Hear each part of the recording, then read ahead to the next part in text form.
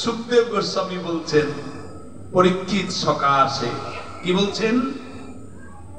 কৃষ্ণ নামে প্রবর মন্ত্রী কৃষ্ণ দ্বৈত সখা শিষ্য বৃহস্পতি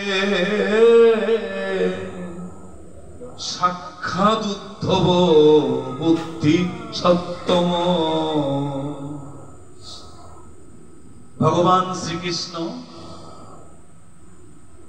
আছেন এখন মথুরাতে, কেননা ভগবানকে সবাই মথুরাতে চেয়েছিলেন।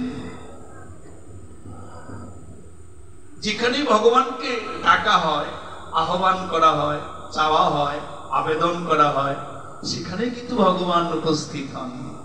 কেননা ভগবান নিজেই বলেছেন যে আমি বিশ্ব সংসার পরিচালনা করি, অথচ আমাকে পরিচালনা করে আমার ভক্তেরা। ভক্ত যেখানে আমাকে ডাকে আমাকে সেখানে যেতেই হয়, কেননা আমি ভক্তাধীন, জগতের কোনো কিছুর অধীন আমি না। সেই ধন ঐশ্বর্য ধনী কারোর অধীন না, আমি শুধু অধীন ভক্তের। তাই বৃন্দাবনে 11 বছর অতিবাহিত করে আমার প্রাণনাথ শ্রী গোবিন্দ এই মথুরা ভূমিতে এসে তার মনের সংকল্প মতো কার্য সিদ্ধি করলেন। ভগবানের মনের সংকল্প কি? মনে মনে তিনি ভেবেছিলেন মথুরায় কংস আমার মা দেবকী এবং পিতা বসুদেবকে অন্তরীণ অবস্থায় রেখেছে। মথুরায় আমার ভক্তদের মুখে আমার নাম গুণ কীর্তন করার শক্তি সামর্থ্য দিচ্ছে না, সাহস দিচ্ছে না, প্রেরণা দিচ্ছে না কংস। আমাকে যেতে হবে সেখানে, কারণ যদা যদা হি ধর্মস্য গ্লানির্ভবতি ভারত অভ্যুত্থানম অধর্মস্য তদাত্মানং সৃজাম্যহম। ভগবান নিজে বলেছেন যেখানে ধর্মের গ্লানি হবে, যেখানে ধর্ম উপেক্ষিত হবে, যেখানে ধর্ম অবহেলিত হবে, যেখানে ধর্ম লাঞ্ছিত হবে, যেখানে ধর্ম অনভিপ্রেত হবে সবার কাছে, সেখানে আমি যাব। কেন?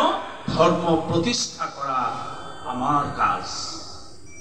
3টা কাজ বাহ্যিক ভাবে গোবিন্দ গীতায় জানিয়ে দিলেন। একটা হচ্ছে পরিত্রাণায় সাধনান, সাধু ভক্ত বৈষ্ণবদেরকে পরিত্রাণ করা গোবিন্দের কাজ। 2 নম্বর হচ্ছে বিনাশায় দুষ্কৃতাম, দুষ্কৃতিকারী যারা অশোভনীয় আচরণ করে তাদেরকে আমি বিনাশ করব নিজ হাতে। আর 3য় হচ্ছে ধর্ম সংস্থাপন। মথুরায় কংস হেন কোনো কৌশল নাই যে অবলম্বন করে নাই ধর্মকে লাঞ্ছিত করার জন্য। কেননা নারী শক্তি হচ্ছে জগতের শক্তি, নারী হচ্ছে জগৎমাতা। সেই নারী যেখানে ভুল উল্ঠিতা, নারী যেখানে লাঞ্ছিতা, অপমানিতা, ভগবান সহ্য করতে পারেন না। মা দেবকী নারী চরিত্র, অত্যন্ত ভক্তিমতী রমণী। সেই দেবকী কংসের দ্বারা লাঞ্ছিতা। ভগবান বলছেন আমি সহ্য করতে পারি না। বিশেষ করে শুধু নারী না, যেখানে আমার ভক্ত লাঞ্ছিত হবে, যেখানে আমার ভক্ত অপমানিত হবে, যেখানে আমার ভক্তের নয়নের জলে বক্ষ ভেসে যাবে দুর্জনের অত্যাচারে, তখন যদি ওই ভক্ত কেঁদে কেঁদে একবার কৃষ্ণ বলে ডাকে, একবার যদি গোবিন্দ বলে আমাকে ডাকতে পারে, আমি সে তাই গিয়ে দুষ্টের দমন করি। তাই আমার শ্রী গোবিন্দ আজ মথুরাতে এসে সর্বপ্রথম অগ্রাধিকার ভিত্তিতে কংসকে বধ করলেন, মা দেবকী পিতা বসুদেবকে অন্তরীণ অবস্থা থেকে অবমুক্ত করলেন এবং কংসের ভয়ে মথুরা ধামের যে সমস্ত ভক্তবৃন্দ বৈষ্ণব সাধু মথুরা পরিত্যাগ করেছিলেন কেঁদে কেঁদে কংসের ভয় থেকে মুক্তি পাওয়ার জন্য, তাদেরকে আমার শ্রী গোবিন্দ আবার সেই অন্য দেশ থেকে এনে মথুরাতে পুনর্বাসিত করলেন। মথুরায় এখন আর কোনো কষ্ট দুঃখ যন্ত্রণা নাই, কেননা দুঃখহারী শ্রী গোবিন্দ যেখানে বর্তমান সেখানে কি আর দুঃখ থাকতে পারে? পারে না। কিন্তু সকলের দুঃখ দূর করে গোবিন্দ যে মনে মনে দুঃখে কষ্টে যন্ত্রণায় ছটফট করছেন, এটা একমাত্র লক্ষ্য করতে পারলেন মথুরায় কৃষ্ণের সমস্তার ভক্ত উদ্ধব। উদ্ধব গোবিন্দের সমবয়স্ক, উদ্ধবের দেহাবয়ব গোবিন্দেরই সদৃশ। উদ্ধব গোবিন্দের মনের খবর জানে, গোবিন্দ উদ্ধবের মনের খবর জানেন। এই উদ্ধব ছিলেন মথুরায় প্রধানমন্ত্রী, এত বড় রাজপদে অধিষ্ঠিত হয়েও তার ভেতরে কোনো অহংকার, কোনো প্রলোভনে প্রলুব্ধ হওয়ার কোনো বৈশিষ্ট্য ছিল না। সাধুগুরু বৈষ্ণব, যেটা আমাদের জড়জগতে খুব স্বাভাবিকভাবেই হয়, উঁচু পদে পদবীতে যদি আসীন হওয়া যায় তখন তার ভক্তি হ্রাস পেতে থাকে, তার ভেতরে অহমিকা বৃদ্ধি পেতে থাকে, তার মধ্যে উল্লম্ফন চরিত্র প্রকাশ পেতে থাকে। এটাই কিন্তু আমাদের জড়জগতের একটা সাধারণ বিষয়। কিন্তু উদ্ধব প্রধানমন্ত্রী হয়েও সর্বদাই মনটা তার পড়ে থাকতো শ্রী গোবিন্দ চরণে। হে গোবিন্দ, আমি যেন কখনোই তোমাকে বিস্মরণ হয়ে না যাও তুমি আমার অন্তর থেকে, আমি যেন অন্তরে অন্তরে তোমাকে সদা ভাবি। তুমি আমার গতিদাতা, তুমি আমার ভর্তা, তুমি আমার প্রভু, তুমি আমার সাক্ষী, তুমি আমার সব, তুমি স্রষ্টা, তুমি স্থিতিকর্তা, তুমি আমার সংহার কর্তা।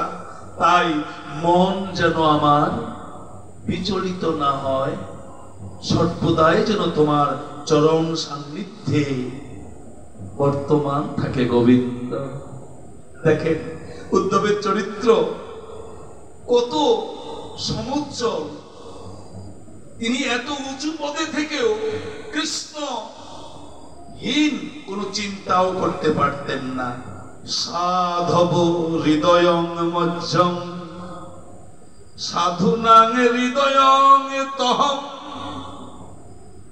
মদন্নতে না জনন্তি না হন্তে মনা গোপী।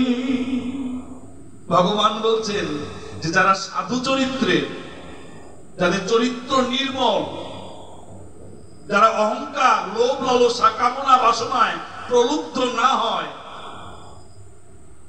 তাদের হৃদয়ের মধ্যে আমি সর্বদাই বাস করি এবং তাদের মনটাও থাকে আমার দেহ মাঝে।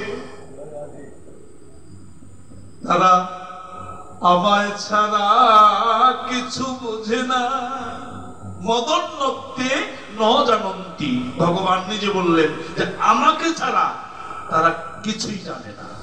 আর আমরা কত কিছু জানি, এটা জানলেও জানা শেষ হয় না, আরো জানতে চাই, খবরের পর খবর, খবরের পেছনের খবর, সবকিছু জানি, কিন্তু একটা ব্যাপারে আমরা অন্ধকারাচ্ছন্ন হয়ে আছি, তা হলো কৃষ্ণ ভক্তির বিষয়ে।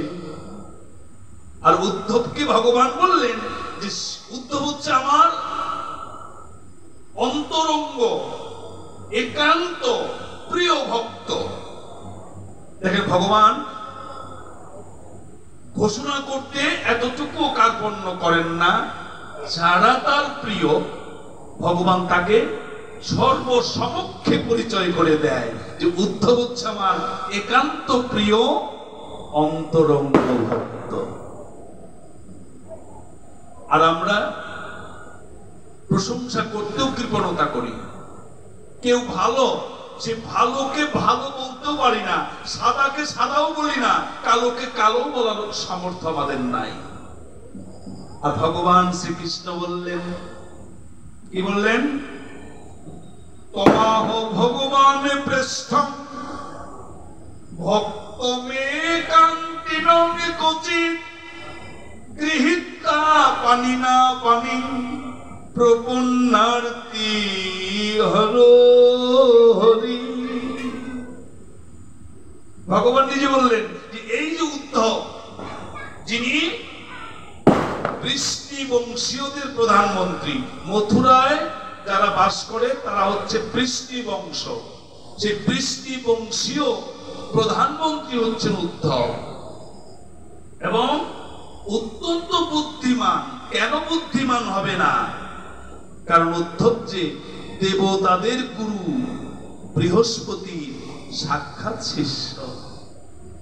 ভগবান এখানে গুরু শিষ্যের কথা বলে দেবেন যে গুরুদেবের মতোই শিষ্য হয়। লাইক ফাদার লাইক সন, ইংরেজিতে একটা কথা আছে, মানে যেমন পিতা তেমন পুত্র, যেমন মা তেমন সন্তান, যেমন গুরু তেমন শিষ্য। রামকৃষ্ণ পরমহংসদেব শিষ্য বিবেকানন্দ।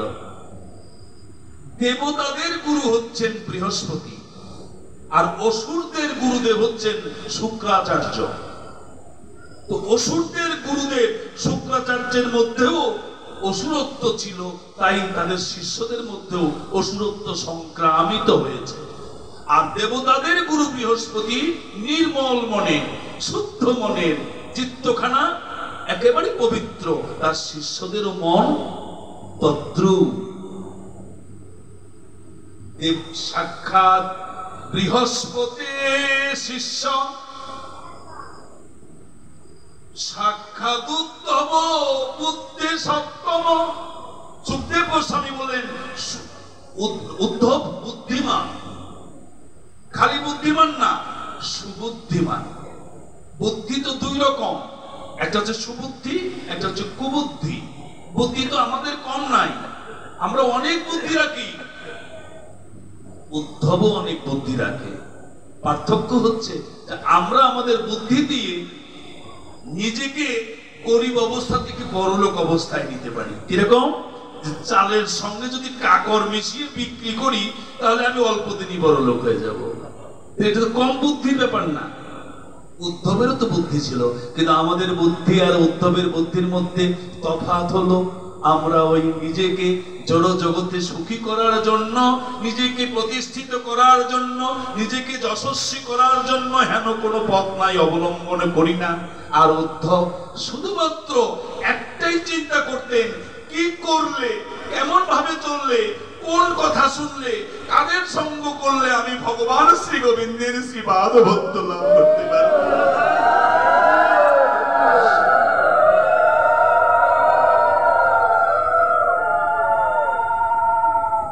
সুখদেব গোস্বামী বললেন বুদ্ধিমান ছিলেন উদ্ধব, এবং সেই বুদ্ধির পরিচয় পাওয়া গেল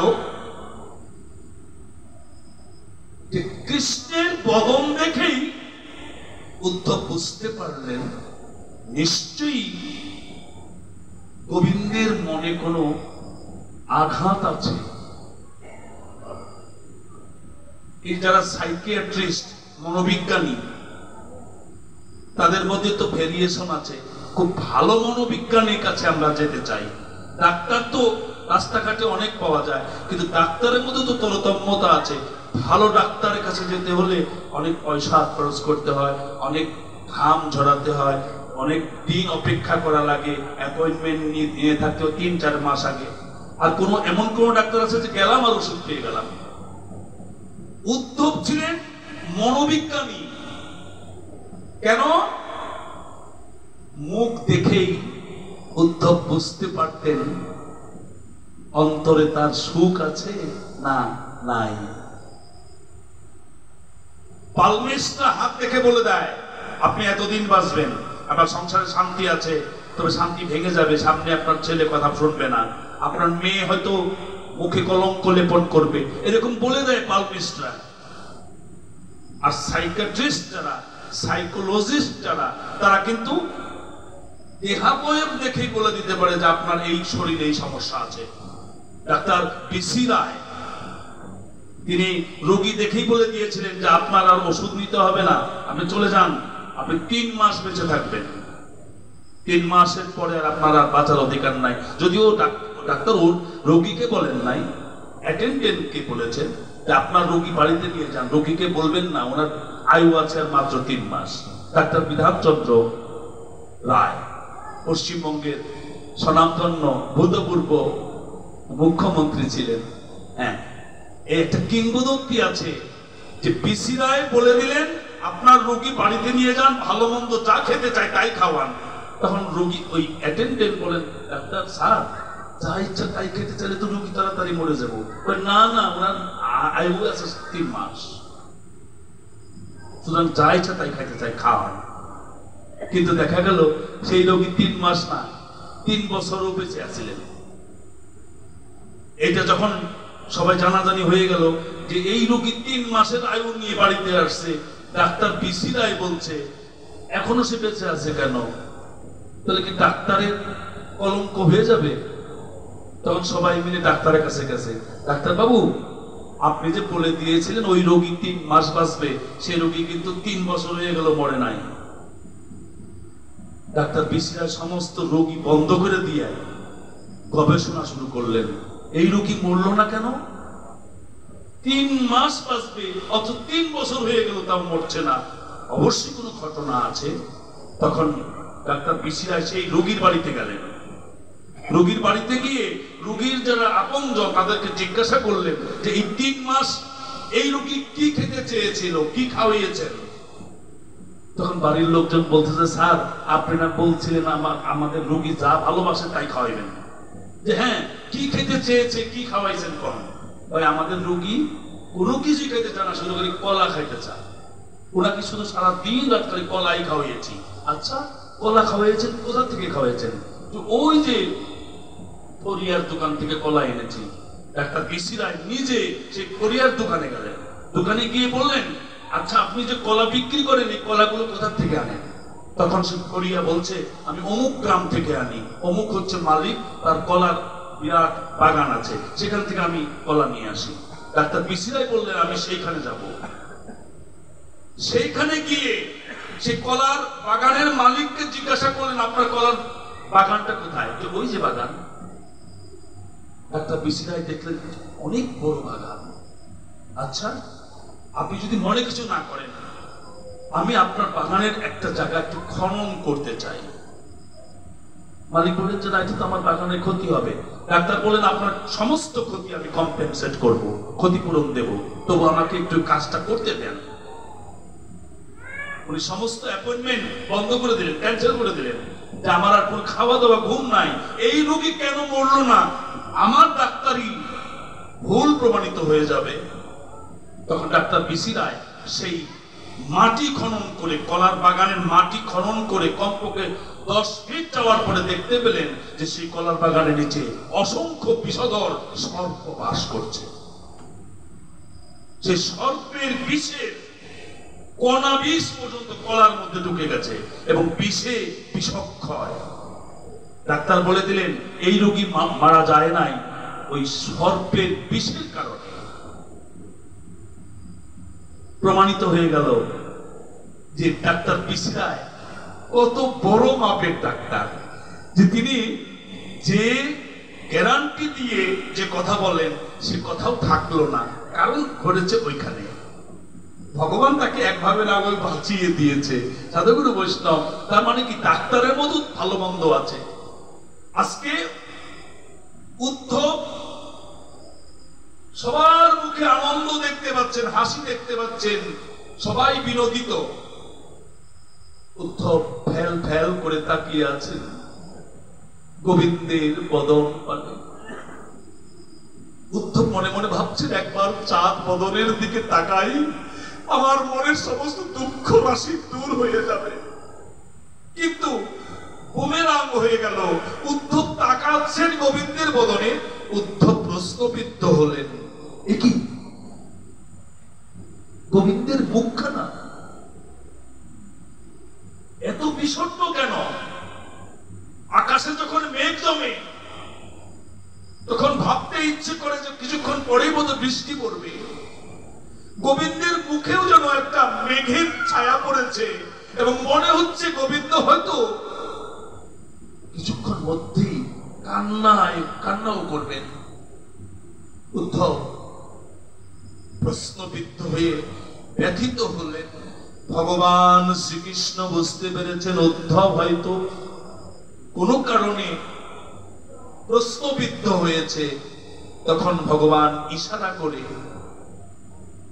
গোপন জায়গায় নিয়ে গেলেন উদ্ধবকে। ভগবান উদ্ধবের কাছে বসলেন, উদ্ধবকেও কাছে বসিয়ে তার হাতখানা গোবিন্দ দুই হাত দিয়ে চেপে ধরলেন। ধরে প্রাণনাথ শ্রী গোবিন্দ উদ্ধবের দক্ষিণ হাত দুই হাত দিয়ে চেপে বুকের কাছে এনে জিজ্ঞাসা করলেন, উদ্ধব তুমি কি কিছু আমাকে জিজ্ঞাসা করবে? তখন উদ্ধব নয়ন জলে বক্ষ ভাষায় গোবিন্দকে বলছেন, প্রাণনাথ সখা, তোমাকে কিছুদিন ধরে প্রশ্ন করব ভাবছি, কিন্তু ভয় পাচ্ছি। বললে, প্রশ্ন করলে তুমি কি মনে করো? ভগবান বলছেন, উদ্ধব কি প্রশ্ন করো না, তুমি তো আমার প্রিয় ভক্ত, তুমি তো আমার সখা, বলো, প্রশ্ন করো। তখন উদ্ধব গোবিন্দকে সবিনয়ে জিজ্ঞাসা করলেন, সখা, আমি হৃদয়ের কথা বলিতে ব্যাকুল, শুধালো না মোরে কেউ। কবিগুরু রবীন্দ্রনাথ ঠাকুরের গানের একটা লাইন, যে আমি হৃদয়ের কথা বলিতে ব্যাকুল, অথচ আমাকে কেউ শুধালো না। তোমার কি কথা আছে? হে উদ্ধব, তোমাকে আমি সাধুবাদ জানাচ্ছি, আজ তুমি আমার মনের মধ্যে ঢুকে গেছ। সত্যি একেই তো বলে সমস্তার ভক্ত। আমার মনে রাশি রাশি দুঃখ, তবে কোন দুঃখই আমার দুঃখ না। উদ্ধব তখন বললেন, গোবিন্দ কার দুঃখ? গোবিন্দ বললেন, আমার ভক্তের দুঃখ। ভক্ত যদি দুঃখে পতিত হয় তখনই আমি দুঃখ প্রাপ্ত হই, আর ভক্ত যদি আনন্দে আত্মহারা হয়ে যায় আমিও আনন্দে আত্মহারা হয়ে যাই। আমার আনন্দে আর তখন ধরে না, আমার আনন্দে আর তখন ধরে না। কখন? ভক্তের মনে যখন আনন্দ লাগে। উদ্ধব, আমার ভক্ত যে কাঁদছে, আমার ভক্ত যে মণিহারা ফণির মতো পাগলিনী হয়ে আছে, উদ্ধব, আমার ভক্তরা যে আমাকে আকুল প্রাণে ব্যাকুল হয়ে ওই বৃন্দাবন থেকে কৃষ্ণ বলে, গোপাল বলে, সখা সঙ্গে দেখা করব। উদ্ধব রে, যেদিন আমি মথুরা নগরীতে আসি, সেদিন আমি তাদের বৃন্দাবনবাসীদেরকে আশ্বাস বাণী শুনিয়েছিলাম। কি আশ্বাস শুনবে? জ্ঞাতিন দ্রষ্টুমেশ্বম বিধায় সুহৃদম সুখম। ওহে জ্ঞাতিবর্গ, ব্রজবাসী, তোমরা আমাকে আটকাইও না, রাস্তা বন্ধ করে দিও না, আমাকে মথুরায় যেতে দাও। তবে তোমাদেরকে আমি আশ্বাস বাণী শোনাচ্ছি, অচিরেই আমি তোমাদের কাছে এসে দেখা দেব। আশাতেও কিন্তু কিছুটা হলেও মনের প্রবোধ আসে, আসে না মা? সংসার সুখ দুঃখের খেলা। আশা হলো ভেলা। আমরা সবাই আশায় বেঁচে আছি। আমরা যদি আশা হতাম তাহলে বেঁচে থাকতাম না। আশা শেষ, বেঁচে থাকাও শেষ। যতক্ষণ শ্বাস ততক্ষণ কিন্তু আশ। শ্বাস বন্ধ হবে কখন? আশ যখন বন্ধ হবে। আশা শেষ হয়ে যাবে, শ্বাসও বন্ধ হয়ে যাবে। ব্রজবাসীরা প্রাণনাথ শ্রী গোবিন্দের সেই আশ্বাস বাণীতে কোনো মতে প্রাণ ধারণ করে আছে। ওরে উদ্ধব,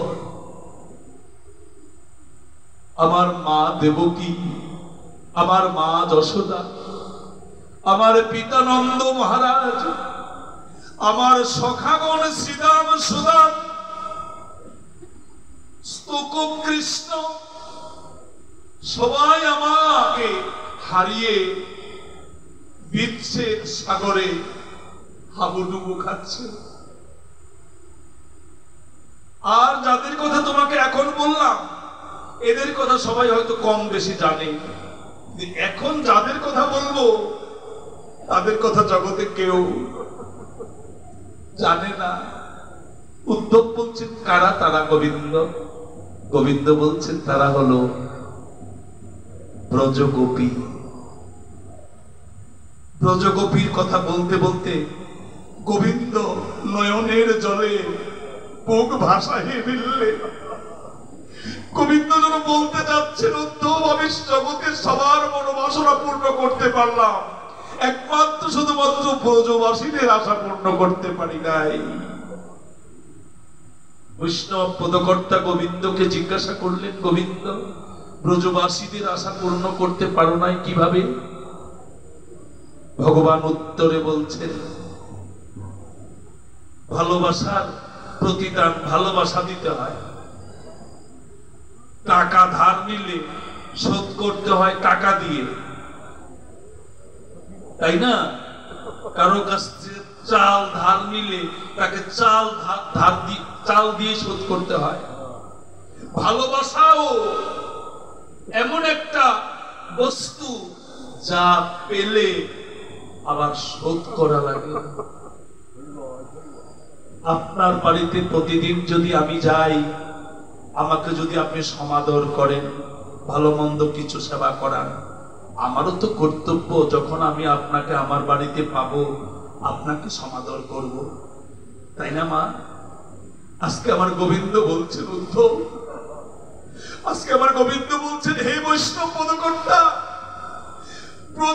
জগতে যারা আমাকে ভালোবাসে তাদের ভালোবাসার ঋণ আমি শোধ করতে পারি, কিন্তু ব্রজ গোপিনীদের ঋণ আমি এই কৃষ্ণ অবতারে শোধ করতে পারি নাই। কেননা তারাই আমায় অশেষে বিশেষে ভালোবাসে। তারাই আমার সঙ্গে অহৈতুকী প্রেমে আবদ্ধ হয়ে আছে, তারাই আমার সঙ্গে অকৈতব প্রেমে ঋণী হয়ে আমি ঋণী হয়ে আছি। বৈষ্ণব পদকর্তা বলছেন গোবিন্দ অহৈতু কি প্রেম কি, অকৈতব প্রেম কি? তখন গোবিন্দ বলছেন যে ভালোবাসার হেতু আছে সেটা হচ্ছে হইতুকি ভালোবাসা, আর ওই ভালোবাসার ঋণ শোধ করা সহজ। কারণ আমাকে যদি সমাদর করে, আমার কাছ থেকে হয়তো কোনো স্বার্থ পেতে চায়। অফিসের বসকে কেন এত বেশি অধস্তনেরা ভালোবাসে? যে সেই অফিসের বসের কাছে তার প্রমোশন, অফিসের বসের কাছে তার ওপেন রিপোর্ট, অফিসের বসের কাছে তার চাকরি থাকা না থাকা নির্ভর করে। তাহলে ওই ভালোবাসা বস কিন্তু সত্যি করতে পারে, ঋণ শোধ করতে পারে। কিন্তু যে ভালোবাসায় কোনো কারণ নাই, যে ভালোবাসার কোনো হেতু নাই, যে ভালোবাসার কোনো প্রকার প্রতিদানের ইচ্ছা নাই, গ্রহণের ইচ্ছা নাই, সে ভালোবাসায় আমি কি করে ঋণ শোধ করব? ভগবান বললেন, আমি গীতায় বলেছি সর্বধর্মান পরিত্যাজ্য মামেকাং শরণং ব্রজ অহং তাং সর্বপাপেভ্যো মোক্ষয়িষ্যামি মা শুচা। সব কিছু ছেড়ে যারা আমার শরণ নেয়, তার সমস্ত পাপ দূর করে আমি তাকে উত্তম গতি দান করতে দৃঢ় প্রতিজ্ঞ। আজকে ব্রজ গোপিনীরা কৃষ্ণকে ভালোবেসে বেশে চোখের জলে বুক ভাসিয়ে ফেলছে। প্রতিবেশীরা এসে বলছে, ওহে তোমরা কৃষ্ণ বলে এত কাঁদছো কেন? এই কান্না তো শোকের কান্না। তখন ব্রজ গোপিনীরা বলেছিলেন, ওগো প্রতিবেশিনী, তাহলে আমাদের কি করতে হবে? প্রতিবেশীরা বুদ্ধি দিলেন, তোমরা কৃষ্ণকে ভুলে যাও, তাহলে তোমাদের আর চোখে জলও আসবে না, শোকেও তোমরা আচ্ছন্ন হবে না। তখন ব্রজ গোপিনীরা কি বলেছিলেন, ওগো প্রতিবেশিনী, তোমাদের কথা আমরা মানব না। শুধু এই জন্মে নয়, প্রতি জন্মে যদি কৃষ্ণ বলে কাঁদতে হয়, তবু আমরা কৃষ্ণ বলেই কাঁদব। কৃষ্ণ বলে কাঁদতে যে আমাদের বড় ভালো লাগে, কৃষ্ণ বলে অহর্নিশি কাঁদিতে আমাদের যে ভালো লাগে, কাঁদতে ভালো লাগে। তার মানে কি? কৃষ্ণকে ব্রজ গোপিনীরা বললেন, গোবিন্দ তুমি কৃপা করো না। গোবিন্দ বলছেন, কি কৃপা করব তোমাদের? ব্রজ গোপিনীরা বলছেন, তোমাকে যেন আমরা ভালোবাসতে পারি। গোবিন্দ তার প্রতি উত্তরে বললেন, আমাকে তোমরা ভালোবাসবে, আমার কাছ থেকে তোমরা কি চাও? ব্রজ গোপিনীরা বলছেন, গোবিন্দ তোমার কাছে কোশ্চিন কালেও কিছু চাইব না, বরঞ্চ তুমি যদি কোনো কিছু অভাবগ্রস্ত হও আমাদের কাছে চেয়েও, আমি তোমাকে দান করে দেব। দেখেন কি ভালোবাসা!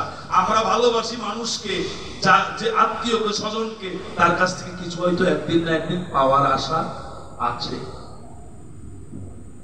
আত্মীয় বড় লোক, আমার ছেলেটা বড় হচ্ছে, বড় লোকের কাছে যদি বলি আমার ছেলেটাকে চাকরি দিয়ে দিও, বড় লোককে বলি তোমার তো অনেক বড় লোকের সঙ্গে চলাফেরা আছে, আমার মেয়েটার একটা ভালো পাত্র খুঁজে দিও, হয়তো এরকম উপকার পেতে পারি বলে আমরা একজন আরেকজনকে ভালোবাসি।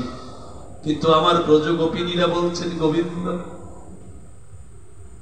জনম জনম ধরে তোমাকে ভালোবাসতে পারি যেন, বিনিময়ে তোমার কাছ থেকে কিছুই চাই না, বরঞ্চ তোমার কিছু প্রয়োজন হলে আমরা যেন তোমাকে দিতে পারি। যেটা গৌরাঙ্গ মহাপ্রভু তার নিজের শিক্ষাষ্টকের 3য় শ্লোক দিয়ে বুঝিয়ে দিলেন, ন ধনম ন জনম সুন্দরী কবিতাং বা জগদীশ কাময়ে মম জন্মনি জন্মনিশ্বরে ভবতাক ভক্তি রহিত কিতই। এই ব্রজগোপিনীদের মুখের কথা কেড়ে নিয়ে আমার গৌর হরি কিন্তু জগৎকে জানিয়ে দিলেন। সাধুগুরু বৈষ্ণব এই যে পঞ্চতত্ত্ব গাওয়ার সময় শুনলাম, যদি গৌর না হইত কেমন হইত, কেমনে ধরিতাম দে রাধারও মহিমা, প্রেম রস সীমা জগতে জানত কে। এই যে নধনম নদনম নসুন্দরীর কবিতাং বা জগদীশ কাময়ে, এটা রাধারানীর কথা। আজ গৌরাঙ্গ মহাপ্রভু মুখে বলে জগৎকে জানালেন। রাধারানী গোবিন্দকে এই কথা বলেছিলেন, গোবিন্দ আমাকে ধন জন ঐশ্বর্য কিছুই দিও না। কৃষ্ণ তখন বলেছিলেন, রাধে আমাকে এত ভালোবাসো, যারা আমাকে ভালোবাসে তাদেরকে আমরা বর দেই, কোনো কিছু কৃপা করি, তুমি আমার কাছে কি চাও? তখন রাধারানী বলছেন, মম জন্মনি জন্মনিশ্বরে, মম জন্মনি জন্মনিশ্বরে ভক্তি রহিত কিতই। হে গোবিন্দ, আমি যেন ভক্তি লাভ করে তোমার শ্রী চরণ ধারণ করতে পারি, আমি যেন বদনে ভরে হা কৃষ্ণ হা গোবিন্দ বলতে পারি। গোবিন্দ আমায় তুমি এই কৃপা করো, গোবিন্দ আমায় তুমি এই কৃপা করো। গোবিন্দ দিতে চান, আর আমরা নিতে চাইলে তো সবকিছু দিতে চাইতাম, এই সংসারটাই আমাকে দিয়ে দিও গোবিন্দ। আর রাধারানী বললেন, কিছুই চাই না, আবার যদি জন্ম নেই, পৃথিবীতে যদি আমার আসতে হয়, আমার জন্য কামনা বাসনায় পেয়ে না বসে মন, আমি যেন তোমার ভক্তি লাভ করতে পারি, আমি যেন তোমার ভক্তের চরণের ধুলি মাথায় নিতে পারি, আমি যেন ভক্ত সঙ্গ করে গোবিন্দ তোমার কৃপা উপলব্ধি করতে পারি। আজকে ভগবান শ্রীকৃষ্ণ উদ্ধবকে কাছে পেয়েছেন, মনের মতো একজন ভক্ত, অন্তরের সমস্ত কথা নিংড়িয়ে উদ্ধবকে বলা যেতে পারে, উদ্ধব সখা আমার, আমাকে হারিয়ে ব্রজবাসীরা বিচ্ছেদ সাগরে নিমজ্জিত, তাই তাদের দুঃখের কথা আমার মনে পড়ে গেছে, এই জন্য আমার মনে দুঃখ রাশি জন্ম নিয়েছে, আর এই কারণে আমার মুখখানা তুমি বিষণ্ণ দেখেছ। উদ্ধব তখন করজোরে বললেন, সখা তোমার এই দুঃখ দেখে তো আমরা শান্তি পাই না, তুমি হচ্ছ গোবিন্দ, সর্বদাই যিনি থাকে আনন্দে তিনি হচ্ছেন গোবিন্দ, সর্বদাই যিনি সবাইকে রাখেন আনন্দে তিনি হচ্ছেন গোবিন্দ। তুমি গোবিন্দ হলে তোমাকে আমি আনন্দে অভিভূত হতে দেখতে চাই, কি করা যায়? তখন ভগবান বললেন, উদ্ধব উপায় আছে। কি উপায়? সে উপায় একমাত্র তুমি। উদ্ধব তখন বললেন, গোবিন্দ তুমি একটু ব্যাখ্যা করে বলো। গোবিন্দ তখন বললেন, উদ্ধব বৃন্দাবন তো ছেড়ে এসেছি আমি, এখন তো মথুরাতে আছি, এই দেহটাই আছে মথুরাতে, মন কিন্তু মথুরাতে নাই, মন আমার বৃন্দাবনে।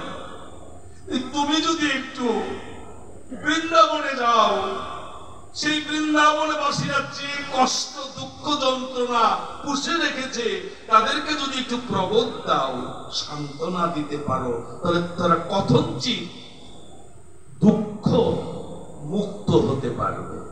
কথঞ্চিত মানে একটুখানি, কোন রকমে। তখন উদ্ধব বললেন, গোবিন্দ তোমার যদি আদেশ হয় মানতে আমি বাধ্য, কেননা গুরু গোবিন্দের কথা হচ্ছে শিরোধার্য। গুরু এবং গোবিন্দ, এদের কথা শিরোধার্য। শিরোধার্য মানে কি? শির মানে মাথা, ধার্য মানে ধারণ করতে হয়, মাথায় নিতে হয়। আমরা জড়জগতের দিকে তাকাই, কয়জনা গুরু গোবিন্দের কথা শিরোধার্য করে? খালি কানে শুনে এক কানে, আরেক কান দিয়ে ঝেড়ে ফেলে। গুরুদেব বলে দীক্ষা মন্ত্র জপ করবা, গুরুদেব বলে তুমি একাদশী করবা, গুরুদেব বলে তুমি কৃষ্ণ নাম সর্বদা মনে মনে জপ করবা, গুরুদেব বলে সাধুগুরু বৈষ্ণবের সঙ্গ করবা। কয়জনে শুনে? আচ্ছা, এটা নয়, বাদে দিলাম গুরুদেবের কথা, কৃষ্ণের কথায় কয়জন শুনি? এখন প্রশ্ন হতে পারে যে কৃষ্ণের কথা আবার কিভাবে এলো?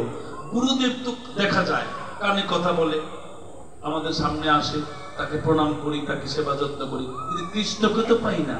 কিন্তু আমার বৈষ্ণব পদকর্তা বলছেন কৃষ্ণের কথা গীতা ভাগবতে আছে, কৃষ্ণের কথা বেদে আছে, কৃষ্ণের কথা উপনিষদে আছে, কৃষ্ণের কথা মহাভারতে আছে।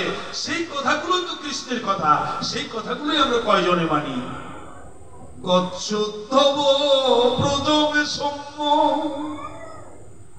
পিত্রর্ণ প্রীতে মাবহ গোপীনাং মদ বিয়োগাধীন মদে সন্দেশ বিমোচয়। এই যে গোবিন্দের কথা, গোবিন্দ উদ্ধবকে বলছেন না, আমাদেরকেও বলছেন। উদ্ধব শুনলে আমাদেরও শুনতে হবে। উদ্ধবকে বলছেন কি? যত দ্রুত সম্ভব অনতি বিলম্বে তুমি বৃন্দাবনে যাও। কেন? ধর্ম কর্ম যত কিছুই করো, সার্থক ভক্তি লাভ করতে হলে বৃন্দাবনে যেতে হবে। বৃন্দাবন হচ্ছে ভক্তির স্থান, বৃন্দাবন হচ্ছে নিষ্কাম স্থান, বৃন্দাবন হচ্ছে পরাভক্তি অর্জনের জায়গা। সেখানে না গেলে ঘরে সংসারে গ্রামে গঞ্জে মহল্লায় যত ভজনই করি আমরা, আমাদের ভজন পরিপূর্ণ হবে না। উদ্ধব ব্রজে যাও। উদ্ধব তখন হাত জোর করে গোবিন্দকে জিজ্ঞাসা করলেন, সখা ব্রজে নয় যাব, কি করব? গোবিন্দ বললেন দুটো কাজ। এক হচ্ছে পিত্রর্ণ প্রীতিমাবহ, দুই হচ্ছে গোপীনাং মত বিয়োগাধীন মত সন্দেশ হইলে বিমোচয়। অর্থাৎ পিতা মাতা হচ্ছে একদিকে, আর অন্য ভক্তরা হচ্ছে আরেকদিকে। সাধুগুরু বৈষ্ণব ভগবানের কথার মধ্যে কতখানি একেবারে উপদেশ আছে যে একদিকে হচ্ছে পিতা মাতা, আর একদিকে হচ্ছে ভক্ত সাধুগুরু বৈষ্ণব ব্রজগোপিনী। তার মানে পিতা মাতা হচ্ছে স্থূলের গুরু, প্রথম শিক্ষাদাতা। মা বলে ডাকতে পেরেছি, মা শিখিয়েছে, বাবা বলে ডাকতে পেরেছি, মা শিখিয়েছে। Charity begins at home. আগে ঘর, তবে সে পর। ঘরের শিক্ষা না নিলে স্কুল কলেজ বিশ্ববিদ্যালয়ে কেউ ভালো শিক্ষা পায় নাই। আজকে ভগবান বললেন পিতা মাতা হচ্ছে আমাদের যশোদা এবং মহারাজ নন্দ। তারা দুইজন আমাদের কারণে কষ্ট পাবে, আর আমার এখানে ধর্মকর্ম করছি, কোনো কাজে হবে না। পিতা মাতাকে খুশি করো, তারপরে ধর্ম করো। যাও, আমাদের পিতা মাতাকে আগে খুশি করবে। কিভাবে? তাদেরকে সান্ত্বনা দেবে, তাদেরকে বলবে আপনারা যার জন্য এত শোকাচ্ছন্ন, সেই গোপাল তো মথুরাতে দিব্যি ভালো আছে। সন্তানের সুখবরই হচ্ছে মা বাবার কাছে সবচেয়ে দামি খবর।